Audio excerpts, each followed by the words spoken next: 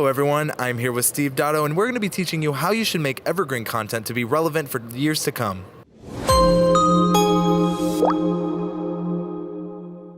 It is a great idea. When you talk to YouTube content creators, how many of them are always chasing the most current trend? So a lot of people see what larger YouTubers do, and what we want to do is we see something that we appreciate, we see something we respect, but what I find is that the YouTuber natural instinct is to say, I know I can make a video on that, but they haven't done the research or they don't understand why it's doing that well. Mm-hmm. So Steve, one thing you've done very well is you focus not so much on the latest trend, but finding something that a core audience that you want to target was. You called it what, the gray wave? Yeah, for my audience, which is baby boomers and Gen Xers, yeah, the gray wave. So how did you first discover that's the audience you wanted to hit, and then what kind of content did you create for them?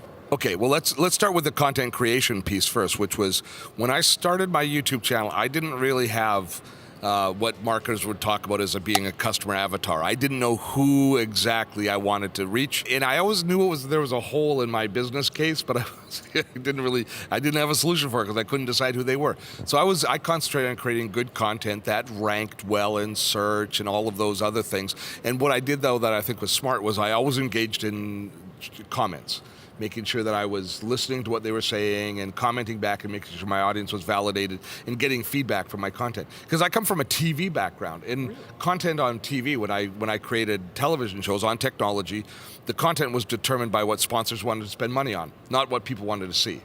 So all of a sudden, being able to create content for what people wanted to see was an epiphany for me. It was very liberating, but I still hadn't really defined my audience.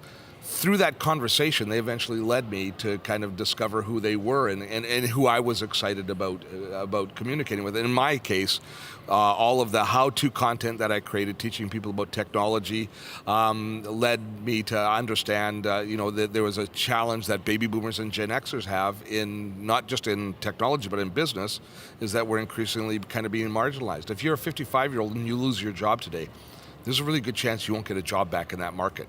And every day in North America, 12,000 people reach the age of retirement. Wow. And only about 30% of those can afford it, and even less want to retire.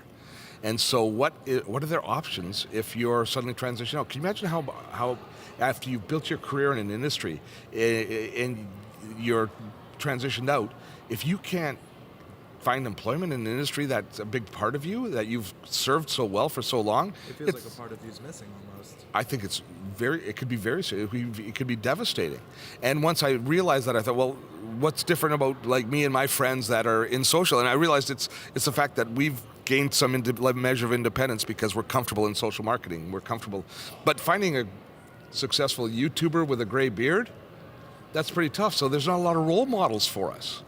And so once I recognized that, I said, well, you must be one then, Steve. And now that kind of helped me really identify who my customer was and kind of what the mission was moving forward. So while I still will continue on the technology side, increasingly I'm going to be talking to baby boomers and Gen Xers about how the online space is not just the domain of the millennials, but it's that we actually have a right and a purpose in that space as well. That's so important, especially, you talked a little bit earlier about building your career in a field and then having it possibly taken away. And whether it's old age and you don't feel like retirement, you still have so much value, and especially online where content can be for generations to come. I think there's so many angles, especially on YouTube. It's a search engine, the second largest in the world. So having a space where there's content that any age, any demographic can look up to people with years of experience is so crucial. This is where what we started off the topic. I mean, off the top we were talking about the difference between evergreen or the value of evergreen content versus the value of topical content in chasing that content.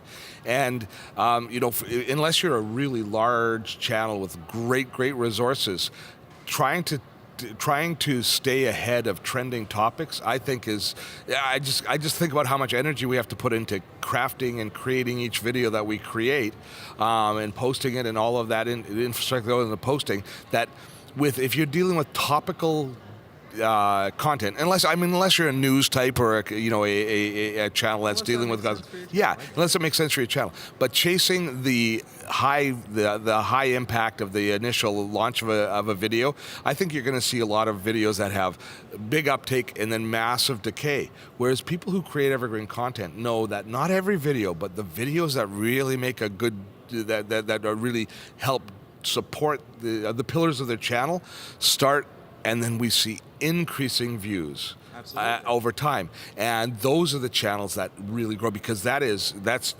evergreen content that's growing your brand every minute, every hour, every day, and that's, I think, where a channel with a really good strong base comes from. If you have to create that new content to keep it up each day, to keep your volume up with new content, that's where how many creators are we seeing with burnout? Exactly, and I think what you're saying is true. I think Roberto Blake says this a lot, that evergreen and search-friendly content isn't the, quote, most sexy content, but it's stable and it's sustainable. Because if you get yourself on a trend, we can't control when the trend will keep on living and when it ends. I mean, fidget spinners came and went, and there were channels completely built on that. We had slime that came and went, and they were built on that. And we're seeing creators having issues pivoting. So when you focus on that evergreen, that thing, that thing, and I love that you said when you were going with your evergreen, you found your custom avatar through knowing what you wanted in the space. Mm-hmm. And a lot of creators say, I know what I want to do, but the thing is, YouTube doesn't necessarily work for what you want, it works for what the audience wants. It follows the audience.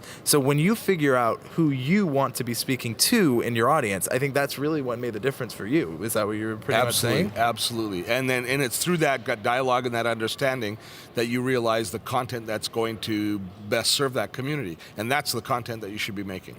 I could not agree more. Steve, thank you so much for being on. I think we talked about something that not a lot of people are daring enough to even say, because so many people are like, you should focus on what's relevant, focus on the SEO, focus on trying to be suggested near big trends.